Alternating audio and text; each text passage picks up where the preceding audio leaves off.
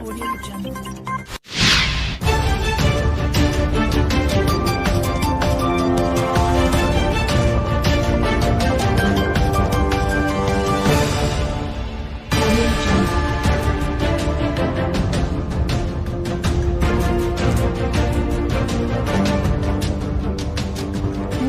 பார்த்துக் கொண்டிருப்பது உங்கள் அம்மா எக்ஸ்பிரஸ் தொலைக்காட்சி. முட்டி மோதும் முன்னாள் முதல்வர்கள். அதிமுகவுக்குள் சத்தமில்லாமல் ஒரு நிலநடுக்கம் நிகழ்ந்து கொண்டிருக்கிறது. சட்டமன்ற எதிர்க்கட்சித் தலைவர் பதவியை எடப்பாடி பழனிசாமியிடம் பறிகொடுத்த ஓ பன்னீர்செல்வம் புரட்சி புயலாகி கிளம்புவார் என அவரின் ஆதரவாளர்கள் வழக்கம் போல பெரிதும் எதிர்பார்த்தார்கள். ஆனால் எந்த ரியாக்ஷனையும் காட்டாமல் மே 12ஆம் தேதி எடப்பாடியின் பிறந்த நாளன்று அவரது இல்லத்துக்கே சென்று நேரில் வாழ்த்தினார் பன்னீர். இதை எதிர்பார்க்காத பன்னீரின் ஆதரவாளர்கள் அவர் மொத்தமாக பதுங்கிவிட்டார் என சோர்வடைந்து போனார்கள். ஆனால் மீண்டும் தான் பதுங்கியதை பாயத்தான் என காட்ட ஆரம்பித்திருக்கிறார் பன்னீர். எடப்பாடிக்கும் அவருக்கும் இடையே அறிக்கைகள் வாயிலாக அரங்கேறிய யுத்தம் இப்போது சட்டமன்ற துணைத் தலைவர் கொறடா நியமனம் வரை சர்ச்சை கட்டுகிறது. வத்தலக்குண்டு ரகசிய சந்திப்பு, உட்கட்சி தேர்தல், சசிகலா ஆடியோ என அடுத்தடுத்த நகரும் காட்சிகளால் அதிமுகவில் அனல் வீச ஆரம்பித்திருக்கிறது. பழனிசாமி, பன்னீர் என்கிற இரண்டு தரப்பின் பஞ்சாயத்துகள் கீழ்மட்டத்திலிருந்து மேல்மட்டம் வரை சூடாகி இப்போது நேருக்கு நேராக முட்டி மோதுகிறார்கள் முன்னாள் முதல்வர்கள். அதிமுகவின் முன்னாள் அமைச்சர்கள் சிலரிடம் பேசினோம்.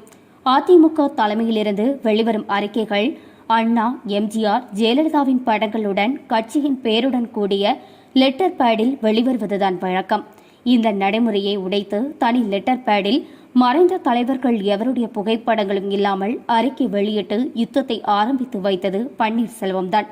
எதிர்க்கட்சித் தலைவராக எடப்பாடி தேர்வான மே 10ஆம் தேதி கொரோனா தாக்குதலுக்கு உள்ளாகி உயிரிழந்த மருத்துவர் செவிலியர்களின் குடும்பத்துக்கு இரங்கல் தெரிவித்து பன்னீரிடமிருந்துதான் தனி அறிக்கை வந்தது.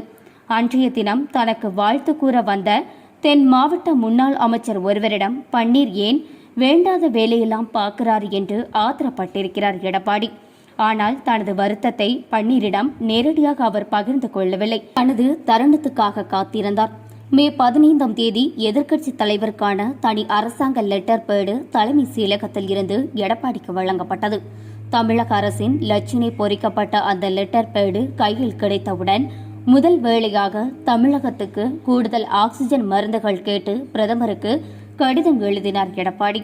மே 20ஆம் தேதி அரபிக்கடலில் காணாமல் போன தமிழக மீனவர்களை மீட்க கோரி 2வது கடிதம் எழுதினார். அரசாங்க லெட்டர் பேடில் எழுதப்பட்ட அவரது முதல் கடிதத்தில் வெறும் எதிர்க்கட்சித் தலைவர் என்று மட்டும்தான் இருந்தது. பிரதமருக்கு எழுதிய 2வது கடிதத்தில் முன்னாள் முதலமைச்சர் என்கிற வாசகம் எடப்பாடியால் கூடுதலாக சேர்க்கப்பட்டிருந்தது. பன்னீர் சும்மா இருப்பாரா? அன்றைய தினமே கருப்பு பூஞ்சை நோய்க்குரிய மருந்துகள் உடனடியாக கிடைக்க நடவடிக்கை எடுக்க வேண்டும் என முதல்வர் ஸ்டாலினை வலியுறுத்தி அறிக்கை வெளியிட்டார் பன்னீர். அந்த அறிக்கையில் தமிழ்நாடு முன்னாள் முதலமைச்சர் என்கிற வாசகம் பன்னீரின் பெயருக்கு கீழே அச்சிடப்பட்டிருந்தது. அவ்வளவுதான் முன்னாள் முதல்வர்களுக்கு இடையே முட்டலும் மோதலும் விஸ்வரூபம் எடுத்தது. இந்த விவகாரம் சூடான நேரத்தில் துணை ஒருங்கிணைப்பாளர் ஒருவரிடம் தென் மாவட்ட அமைப்புச் செயலாளர் ஒருவர் பேசியிருக்கிறார். அப்போது அந்த அமைப்புச் செயலாளரிடம் ஏன் பன்னீருக்கு இவ்வளவு ஈகோ என்று கேட்டிருக்கிறார் அந்த துணை ஒருங்கிணைப்பாளர். அதற்கு அம்மா காலத்திலேயே முதலமைச்சர் ஆனவங்க பன்னீர்செல்வம், 3 முறை முதல்வராயிருந்தவர், ஒரு முறை இருந்த எடப்பாடிக்கே இவ்வளவு ஈகோ இருக்குன்னா பன்னீருக்கு இருக்காதா என சடாரண அமைப்புச் செயலாளர் பதிலளிக்கவும் மறுமுனையில் துணை ஒருங்கிணைப்பாளரிடம் சத்தமே இல்லையாம். கட்சியின் ஒருங்கிணைப்பாளராக மக்களின் பிரச்சினைகளை பற்றி பேசுவது நான் தான் என நிறுவிட முயல்கிறார் பன்னீர். எதிர்க்கட்சித் தலைவராக தான் இருப்பை பலப்படுத்திக் கொள்ள பார்க்கிறார் எடப்பாடி. மே 21ஆம் தேதி பன்னீரின் தம்பி பாலமுருகனின் மறைவுக்கு துக்கம் விசாரிக்க சென்ற முன்னாள் அமைச்சர்கள் Velumani, Thangamani, RB Udhayakumar, MR Vijayabaskar, KB Anbazhagan ஆகியோர் இந்த விஷயம் குறித்து பேசி பன்னீரிடம் சமாதானம் பேசினர். அதன் பிறகுதான் பன்னீரின் அறிக்கைகள் மீண்டும் அதிமுகவின் லெட்டர் பேடிலேயே வெளிவர ஆரம்பித்தன. சமூக வலைதளம் வாயிலாக கட்சி விரோத நடவடிக்கையில் ஈடுபடுவர்கள் மீது நடவடிக்கை எடுக்கப்படும் என மே 23ஆம் தேதி இரு தலைவர்களும் கூட்டாக அறிக்கை வெளியிட்டனர். ஆனாலும் இருவர் பெயருக்கு கீழும் இருந்த முன்னாள் முதலமைச்சர் என்கிற வாசகத்தால் இருவருக்குள்ளும் சச்சரவு ஓயவில்லை என்பது புரிந்தது என்றனர். பன்னீரிடம் துக்கம் விசாரிக்க சென்ற வேலுமணியும் தங்கமணியும் பன்னீரை தனியாக சந்தித்து பேசியதாக கூறப்படுகிறது. அப்போது சசிகலா விவகாரத்தில் பன்னீரின் நிலைப்பாட்டை அறிய அவர்கள் ஆள பார்த்ததாகவும் பன்னீர் உஷாராக கழன்று கொண்டதாகவும் கூறுகிறார்கள். பன்னீருக்கு நெருக்கமான வடமாவட்ட சீனியர் நிர்வாகி ஒருவர் நம்மிடம் பேசினார். பன்னீரை சந்தித்த வேலுமணியும் தங்கமணியும் பாஜக தலைவர் சுப்பிரமணியன் சுவாமி தங்களிடம் சொன்னதாக சில தகவல்களை பன்னீரிடம் கூறியுள்ளனர். வரும் வழியில் வத்தலக்குண்டு அருகே சுப்பிரமணியன் சுவாமிக்கு நெருக்கமானவர்களை சந்தித்தோம். சசிகலாவை மீண்டும் கட்சிக்குள் இணைத்துக் கொண்டு செயல்பட்டால் நல்லதுதானே என்று அவர் தரப்பில் கூறினார்கள். கட்சி தலைமையிடம் பேசிவிட்டு சொல்கிறோம் என்று சொல்லிவிட்டு வந்தோம்.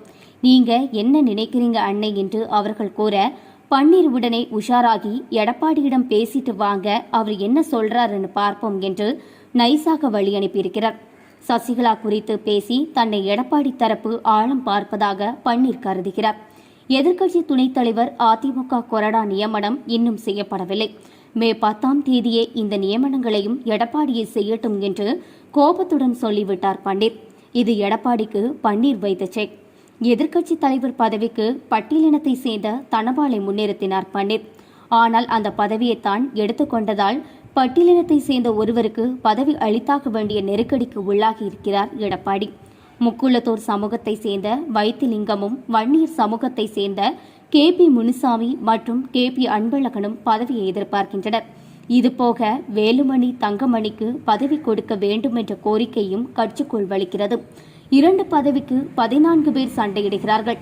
இவர்களில் யாருக்கு பதவி கொடுக்கவில்லை என்றாலும் அவர்கள் சார்ந்த சமூகத்தின் கட்சி நிர்வாகிகள் எடப்பாடியுடன் கோபித்துக் கொண்டு பன்னீர் பக்கம் சாய்வார்கள். இதைத்தான் எதிர்பார்க்கிறார் பன்னீர் என்றார்.